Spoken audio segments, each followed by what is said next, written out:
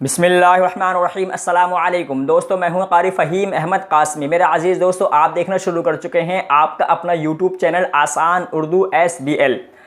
محترم عزیز دوستو، اللہ تعالیٰ نے انسان کو پیدا کیا اور ہر انسان کہیں نہ کہیں کسی نہ کسی اعتبار سے گنہگار ہے، لیکن دوستو بہترین گنہگار وہ ہے حدیث کے مطابق جو کہ گناہ سے توبہ کرتا رہے اور استغفار کرتا رہے۔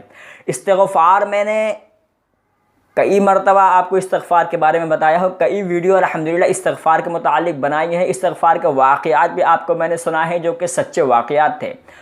دوستو ابھی 2-3 سوال میرے پاس آئے تھے کہ استغفار ہم کرتے ہیں لیکن کس وقت کریں، اس کے لیے کوئی دلیل کے ساتھ ویڈیو بنائیے، اور استغفار کون سا کرنا چاہیے یہ بھی ہمیں بتائیے۔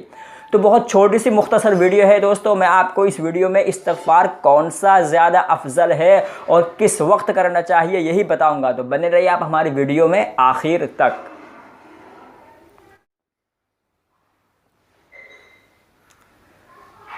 تو میرا عزیز دوستو، استغفار اللہ کو بے حد پسند ہے، اور استغفار کرنے والا بندہ اللہ تعالیٰ کے قرب کے بہت زیادہ نزدیک ہو جاتا ہے اور اللہ کا قرب حاصل کر لیتا ہے۔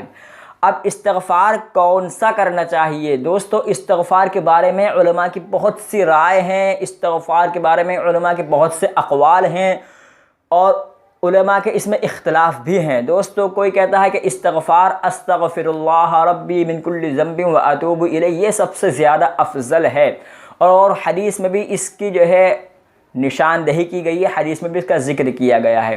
دوستو یہ استغفار بھی افضل ہے، اور اس کے بعد میں استغفر اللہ الذی لا الہ الا هو الحی القیوم واتوب الیہ، اس استغفار کو علماء نے سب سے زیادہ پسند کیا ہے، کیونکہ اس میں استغفار بھی ہے، اور سب سے جو بہترین ذکر ہے لا الہ الا اللہ وہ بھی اس کے جزء میں شامل ہے، یعنی استغفر اللہ الذی لا الہ الا هو الحی القیوم واتوب الیہ، یہ استغفار سب سے زیادہ افضل ہے، لہذا آپ اس کو یاد کر لیجئے، یہ آپ کی اسکرین پر بھی چل رہا ہوگا، آپ اس استغفار کو یاد کیجئے، اور سب سے بہترین استغفار ہے استغفر اللہ الذی لا الہ الا هو الحی القیوم واتوب الیہ، یہ استغفار۔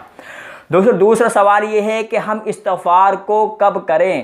دوستو سوف استغفر لکم ربی انہ کان بی حفیہ، حضرت ابراہیم علیہ السلام کی اس آیت میں ذکر ہے، اور علماء نے اس آیت کی رو سے یہ لکھا ہے کہ سوف استغفر لکم ربی۔ حضرت ابراہیم علیہ السلام اپنے والد کے لیے سحر کے وقت استغفار کیا کرتے تھے، جیسا کہ دوسری جگہ ارشاد ہے وَبِالْأَسْحَارِ هُمْ يَسْتَغْفِرُونَ، کہ جو اللہ کے بندے ہوتے ہیں وہ سحر کے وقت استغفار کرتے ہیں۔